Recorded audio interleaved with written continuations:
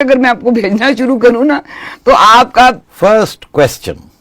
جی پہلا سوال، بلکہ ان کے 3 سوال ہیں. فائق صاحب نے یہ آپ سے اقلیتوں کے بارے میں 3 سوال پوچھے، سنیے گا. سلام سٹی صاحب. سر فائق گلرز کر رہا ہوں پینسلوینیا یو ایس اے سے. میں فرسٹ کویسچن، اگر کرسچن اپنا ووٹ دے کے پنجاب کو نہ توڑتے تو کیا پنجاب کو بھی پاکستان کا حصہ بن سکتا تھا؟ سیکنڈ کویسچن، پاکستان کو ایز اے سیپریٹ اسٹیٹ بنانے میں کرسچنس کا کیا کردار رہا؟ اور میں تھرڈ کویسچن، اب وقت نہیں آ گیا کہ اس ریئل گورنمنٹ کو منارٹیز کے اگینسٹ جو ان کی پالیسیز ہیں to keep minorities under pressure and in a constant fears, اس کو بھی ریویو کر لیا جائے؟ فائق گل صاحب نے بہت دلچسپ سوال پوچھے اور میں حیران ہوں کہ یہ سوال کہاں سے آ گئے. تاریخی سوال ہیں اور بہت سے کم لوگ ایسے سوال پوچھتے ہیں اور بڑی انٹرسٹنگ سوال ہے.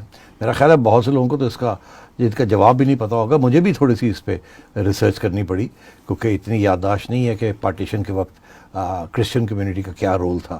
پنجاب اسمبلی میں اس وقت جب تقسیم ہونے جا رہی تھی تو اس وقت کیا ہوا اور بعد میں کس طریقے سے کرسچنس کو اکوموڈیٹ کیا گیا اور ان کا دیکھ بھال کی گئی ان دی نیو اسٹیٹ آف پاکستان. تو سب سے پہلا سوال تو یہ ہے کہ اگر کرسچن ووٹ نہ ہوتا پنجاب کی لیجسلیٹو اسمبلی میں 1947 میں تو کیا پھر پنجاب پاکستان کا حصہ بنتا یا انڈیا کا حصہ بنتا؟ اب اس میں ایسے ہے کہ جب ووٹنگ ہوئی اس سوال کے اوپر کہ کس کا حصہ بننا ہے تو اس وقت اسپیکر اسمبلی کرسچن تھے، سنگھا صاحب. اچھا جی بالکل. اور سنگھا صاحب بہت ایک کرسچن کمیونٹی کے لیڈر تھے اور he was the speaker of the assembly. اس کے ساتھ سیسل چودھری صاحب تھے اور فضل الہی صاحب تھے، یہ بھی کرسچن تھے. یہ 3 ووٹ تھے کرسچنس کے اس اسمبلی میں. جب ووٹنگ ہوئی اس کے اوپر تو 88 ووٹس انڈیا کے لیے کہ پنجاب کو ہندوستان کا حصہ ہونا چاہیے اور 91 ووٹس پاکستان کے لیے. اور وہ 3 ووٹس جو تھے جو 3 کرسچنس نے ووٹ کیا تھا پاکستان کے لیے وہ they made all the difference. تو سوال یہ بنتا ہے کہ اگر اس وقت یہ اپنا ووٹ پاکستان کے لیے نہ دیتے تو کیا پنجاب جو ہے وہ پھر ڈویژن تو ہو ہی گئی مگر کیا ادھر کا جو پنجاب ہے یہ سارے کا سارا لاہور جو ہے وہ بھی ادھر چلا جاتا ہے یا کیا ہوتا؟ چلے وہ تو واٹ ایف کا مسئلہ ہے. مگر دلچسپ بات یہ ہے کہ جب سنگھا صاحب اسمبلی آ رہے تھے اس ووٹ کے لیے تو راستے میں ان کو ماسٹر تارا سنگھ ملے جو کہ سکھ کمیونٹی کے ریپرزینٹیو تھے اور کھڑے ہو کے انہوں نے اسمبلی کے اندر لمبی چوڑی اسپیچ دی. اور جب سنگھا صاحب نے کہا نہیں تو ہم تو ووٹ ڈالیں گے پاکستان کے لیے، تو اس وقت جب اسمبلی میں بات ہو رہی تھی تو انہوں نے اپنا کرپان نکال کے اور دھمکی بھی دی کہ جی ہم کیسے یہاں خون ہو جائے گا، یہ ہو جائے گا، وہ ہو جائے گا. مگر بہرحال ٹھنڈا کر دیا گیا سب کو اور پھر ووٹنگ ہوئی اور these 3 Christians they voted for کہ پنجاب پاکستان کا حصہ ہوگا. نہیں تو پتہ نہیں کیا ہو سکتا تھا. تو پہلی بات تو یہ کہ we owe a debt of gratitude to those 3 Christians.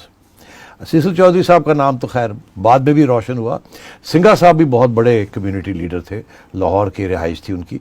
مجھے تو ایسے ہے کہ ان کے صاحبزادے جو تھے وہ میرے ساتھ اسکول میں تھے، ارے جولین سنگھا. اب سب مائیگریٹ کر گئے ہیں بیکاز یہاں جو ٹریٹمنٹ ہوئی ہے مائنورٹیز کی that has been not good. مگر اس کے اوپر آتے ہیں ابھی. دوسری چیز یہ کہ کرسچن کمیونٹی کے 3-4 ادارے تھے. ان میں سے ایک کرسچن آل انڈیا اینگلو انڈین ایسوسیشن تھی، پھر ایک کیتھولک ایسوسیشن تھی، پھر ایک آل انڈیا کرسچن ایسوسیشن تھی، پھر ایک جوائنٹ کرسچن بورڈ تھا. اس قسم کے اور بھی انسٹیٹیوشنس تھی. دے ور آل پرو قائد اعظم.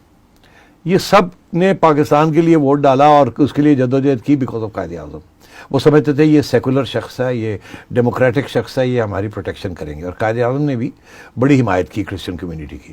یاد رہے کہ ڈان کا جو پہلا ایڈیٹر تھا، کیونکہ ڈان اخبار جو ہے وہ قائد اعظم نے فاؤنڈ کی تھی، تو ڈان کا جو پہلا ایڈیٹر تھا وہ Pothan Joseph.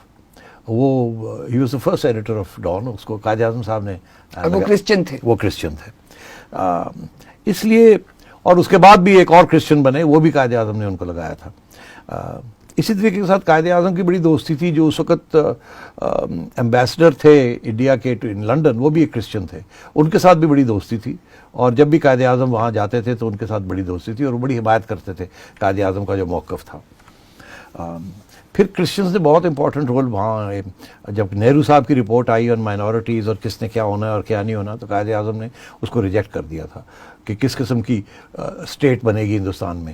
This is before the partition question کے وہاں پر قائد اعظم صاحب نے پھر 24 پوائنٹ ایجنڈا ایک دیا تھا. اس وقت بھی نہرو صاحب کو سپورٹ نہیں کیا کرسچنس کے لیڈرز نے, اور قائد اعظم کو سپورٹ کیا.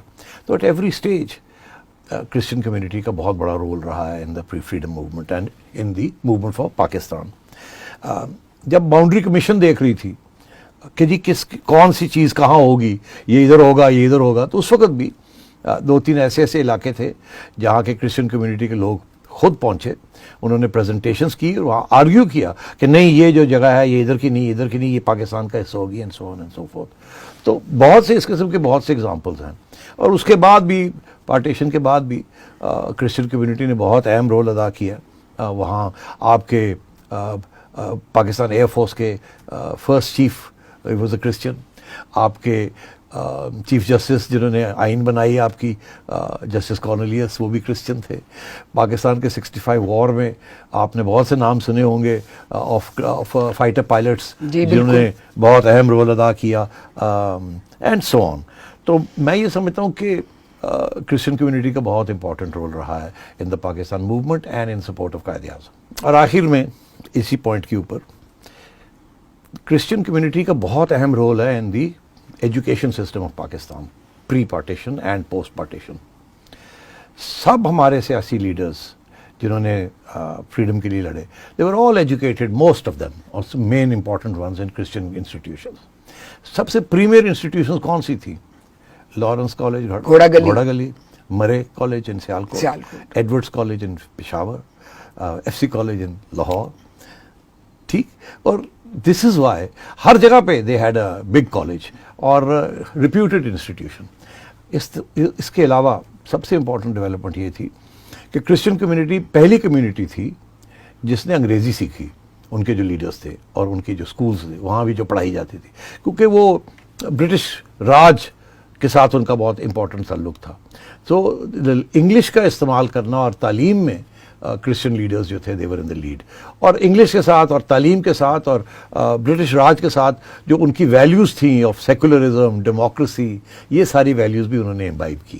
تو اگر آبجیکٹیو ریزولوشن جب آیا تو اس وقت سنگھا صاحب was the speaker of the Punjab assembly, partition کے بعد بھی وہ رہ گئے.